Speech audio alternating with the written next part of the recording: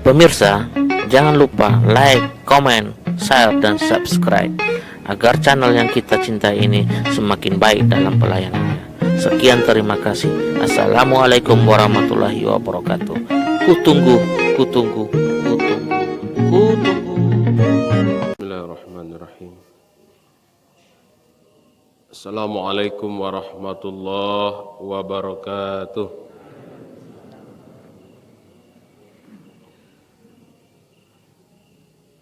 Alhamdulillahi wa kafa, wassalatu wassalamu ala asrafil anbiya.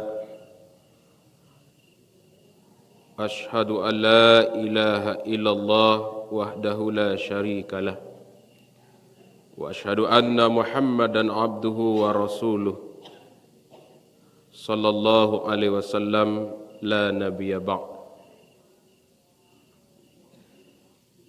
Allahumma rabbi israh li sadri wa yassir li amri wahlul 'uqdatam min lisani yafqahu qawli. Faqala Allah Ta'ala fil Qur'anil Karim, na'udzu billahi minasy syaithanir rajim. Bismillahirrahmanirrahim. Wa kadzalika ja'alna likulli nabiyyin aduwwan syayatinal insi wal jin. Yuhi ba'duhum ila ba'd zuhrufal qawli ghurura. Walau syaa rabbuka ma fa'aluhu fadharhum wa ma yaftarun. Shadaqallahul azim.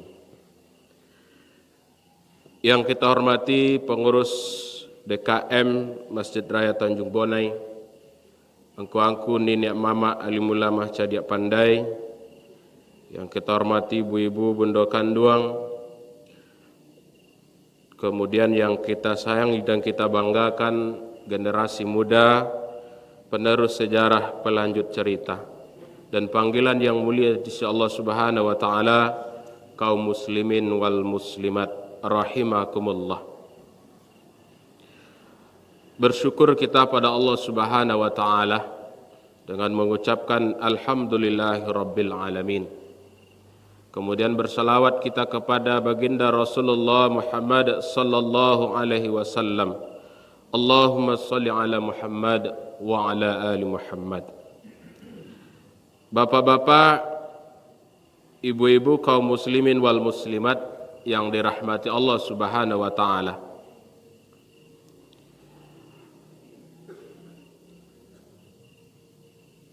Hari ini atau di zaman ini tidak kita pungkiri bahwa kita hidup di akhir zaman.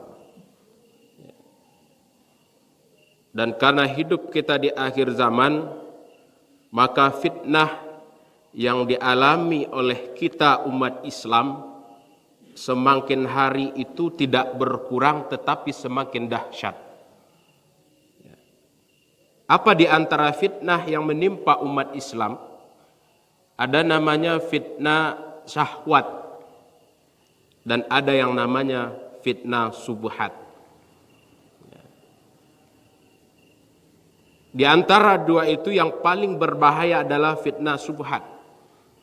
Bahwa fitnah subuhat itu dari kata syabaha, artinya keraguan-raguan, tidak jelas, samar-samar atau kabur. Itu namanya subuhat. Dan syubhat ini pun ada andilnya, di samping itu adalah usaha syaitan dari bangsa jin, bagaimana menjerumuskan manusia agar punya banyak teman nanti dalam neraka, dan juga ada usaha dari setan-setan manusia, apakah itu orang-orang kafir, dan termasuk di dalamnya adalah orang-orang yang berbaju seperti kita, mereka membawa nama Islam, tetapi mereka adalah orang-orang munafik. Kemudian inilah yang dihembuskan ke tengah-tengah umat Islam sehingga menimbulkan keraguan-raguan. Semakin tidak jelas mana yang hak dan mana yang batil, mana betul, mana salah, mana mungkar, mana ma'ruf, semakin kabur. Contoh terbaru, Kalau bisa kita akses. Dan paling booming kini adalah salah seorang yang bergelar Gus. Kalau Gus itu Jawa anak kiai. Ya, walaupun kata salah seorang tokoh di Jawa, tokoh pesantren, dia bukanlah anak kiai, tapi disematkan Gus di situ. Apa yang dilakukannya? Berceramah di gereja. Dan itu berulang-ulang tiap waktu, dan itu sering terjadi. Dan itu diakses oleh kita. Kalau dia apa-apa nanumua sampai puluhan KT, 50-an, tentu tantangan itu tak berat. Tapi bagi generasi yang disebut hari ini adalah generasi milenial, itulah bahan yang mereka terima hari ini dari dunia yang tidak ada batasnya, dunia informasi internet. Beberapa waktu lalu, ambo diamanahkan di sekolah Mantiga Tanah Datar, membeli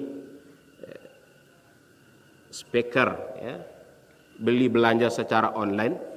Ambo cek sampai belanjonya, dikirim hanya dalam hitungan berapa hari Pak dan Ibu, beralamat dari Guangzhou, Cina. Bentuk itu kini transaksi, hanya dalam hitungan hari bertransaksi kita belanja di luar negeri sampai ke tempat awak. Arus informasi itu begitu deras hari ini.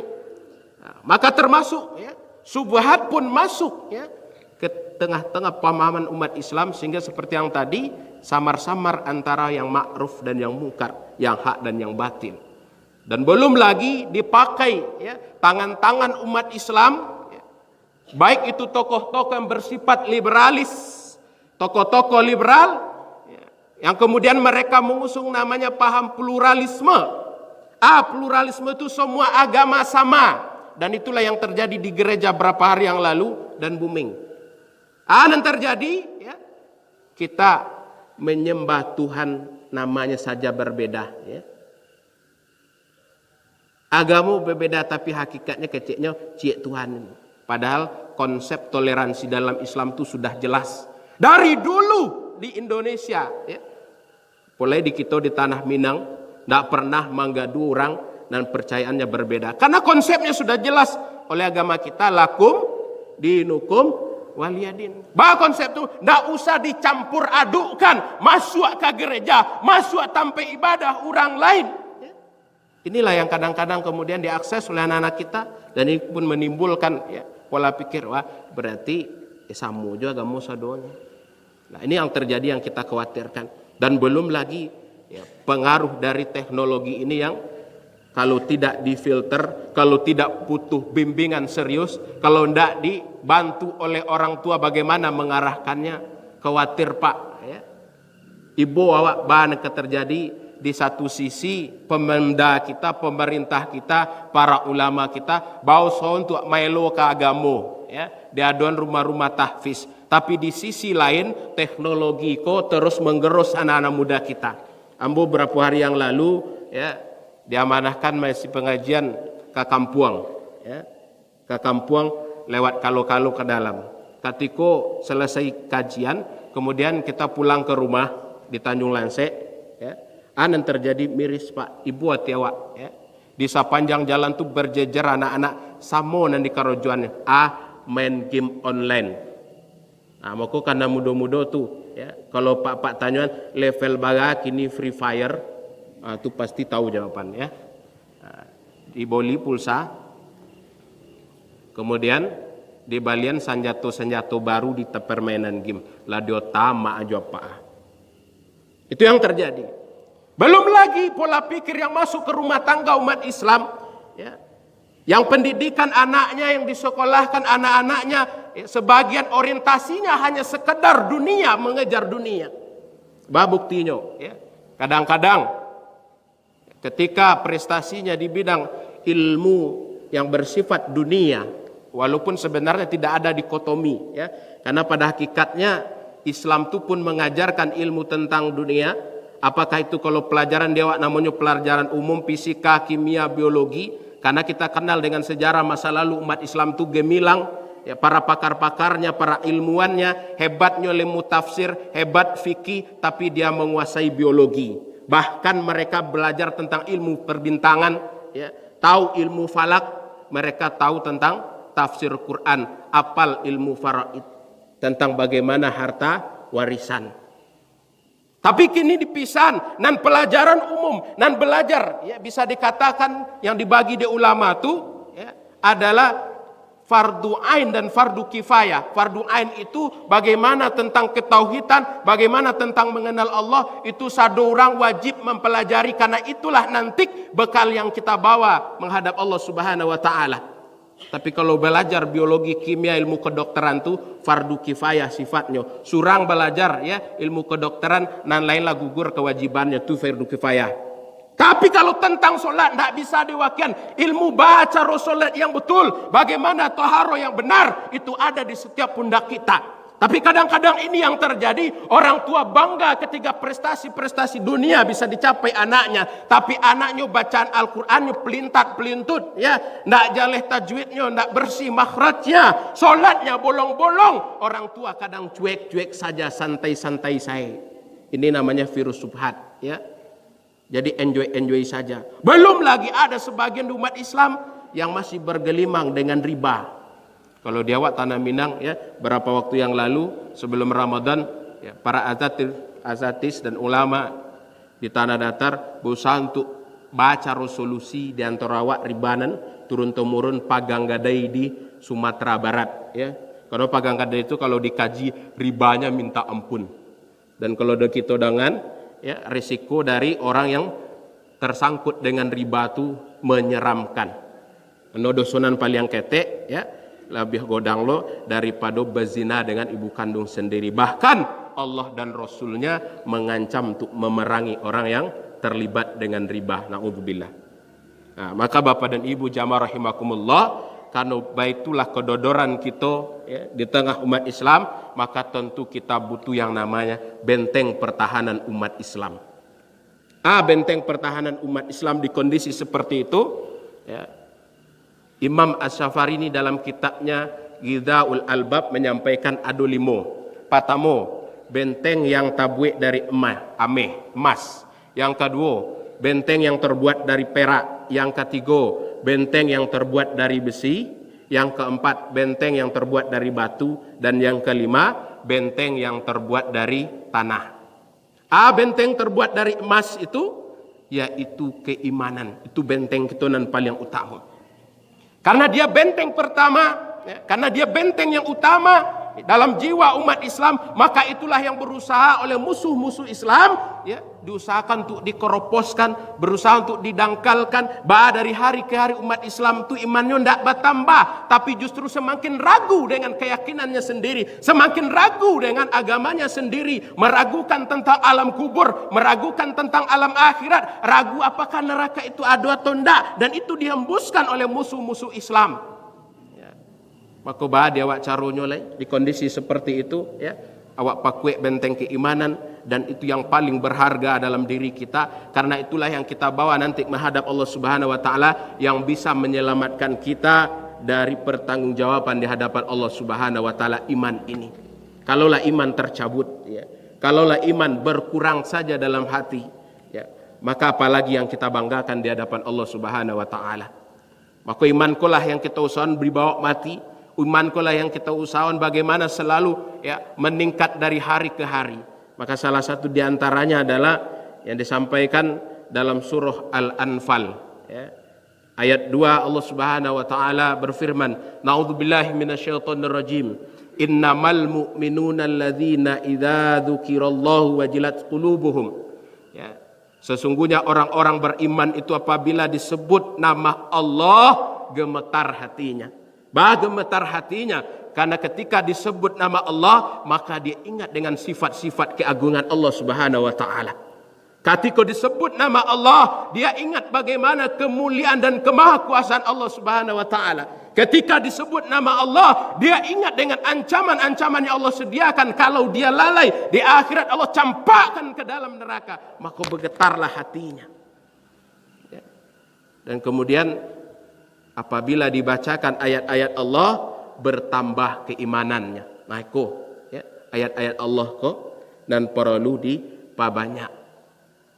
Dan tentu ketika kita membaca, ya, disuruh oleh Allah Subhanahu wa taala dalam surah Al-Alaq, Iqra bismi rabbikal ladzi khalaq. Kadang-kadang konan tak pisah kini. Lain membaca tapi tidak dibawa nama Tuhan di dalamnya. Sehingga yang terjadi, ya, ketika diandalkan hanya membaca saja, nah itu resikonya.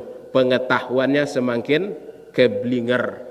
Maka disitulah paham-paham yang tadi muncul, ya, pluralisme, semua agama sama, liberalisme, termasuk kadang-kadang cap-cap yang ditempelkan di umat Islam gara-gara kesalahan satu kelompok yang mereka bermasalah, tapi kemudian kadang-kadang seluruh umat Islam pun kena imbasnya. Apakah itu namanya radikalisme, apakah itu terorisme dan semacam-semacamnya, dan semua istilah itu diimpor dari luar sana. Maka kembali ke yang tadi, iman inilah yang mesti diperkuat, baca ayat-ayat Allah Subhanahu wa taala. Maka sudah tepat ketika anak-anak kita arahkan, ya, dalam pendidikan Al-Qur'an sampai mereka hafiz, dan mudah-mudahan nanti, ya, di negeri kita di Lintau ini lahir lebih banyak para ulama yang betul-betul takut kepada Allah Subhanahu wa taala dan mengarahkan kita ke arah jalan yang lebih baik, ya, ke arah cahaya yang lebih terang untuk keselamatan di kehidupan dunia dan akhirat. Yang kedua, benteng umat Islam itu adalah benteng yang terbuat dari perak. Apa benteng dari perak? Yaitu keikhlasan. Nah, iko kini kadang-kadang Bapak dan Ibu, keikhlasan itu yang coba, ya, kemudian, ya, kita bertarung apalagi masuk di bulan Ramadan ini dengan media yang tersedia dengan fasilitas dan tasadio, ya. Ada orang kadang-kadang apapun ibadahnya kemudian diumbar karena kemudian hembusan, ya, atau was-was dari setan, ya, bisikan dari setan, nanti karajuannya sadonyo kemudian diumbar ke publik. Misalnya ibadah balik tarawih beko batulis, tahajud beko sahur ditulis, semuanya sampai satu orang tahu. Tentu urusan kita dengan Allah Subhanahu wa taala. Ya, cukup kita dan Allah yang tahu. Nggak usah lo ibadah pribadi awak, ya, munajat kita dengan Allah Subhanahu wa taala diumbar. Kan kita untuk motivasi, ya. Kan kita supaya orang mencontoh. Niat kita kan elok, ya, kalau betul niatnya baik, ya. Tapi apakah kita menyamin kita bisa terlepas dari yang namanya riya? Karena ini yang dikhawatirkan oleh Nabi SAW kepada kita umatnya, ya, yaitu syirik kecil. Syirik kecil itu, itulah yang disebut dengan riya, beramal karena ingin mendapatkan pujian dari manusia, bukan karena Allah Subhanahu wa taala. Padahal Allah Subhanahu wa taala menyampaikan, wa ma umiru illa liya'budullaha mukhlishina lahuddin. Dan tidaklah diperintahkan, ya, untuk menyembah Allah, beribadah kepada Allah Subhanahu wa taala melainkan ikhlas, ya, dalam menjalankan agama ini. Ikhlas tu jadi sadonan wak kakok nan wak karajuan tu betul-betul adalah orientasinya ingin dapat pahala dari Allah Subhanahu wa taala, bukan sanjungan manusia, bukan kata-kata manusia, bukan pujian manusia, tapi betul-betul, ya, orientasi kita, tujuan akhir kita adalah bagaimana Allah ridho. Karena kalau dicoliak, ya, seperti yang disampaikan dalam beberapa riwayat, manusia tu masuk sarugo, bahkan Nabi sampaikan termasuk Nabi sendiri masuk sarugo itu bukan karena amalnya, ya, bukan karena amalnya, tapi kenapa? Karena rahmat Allah Subhanahu wa taala. Rahmat Allah itu ketodapian salah satunya dengan ikhlas, ya, lillahi taala semua yang kita lakukan. Mudah-mudahan bermanfaat. Billahi taufik wal hidayah. Assalamualaikum warahmatullahi wabarakatuh.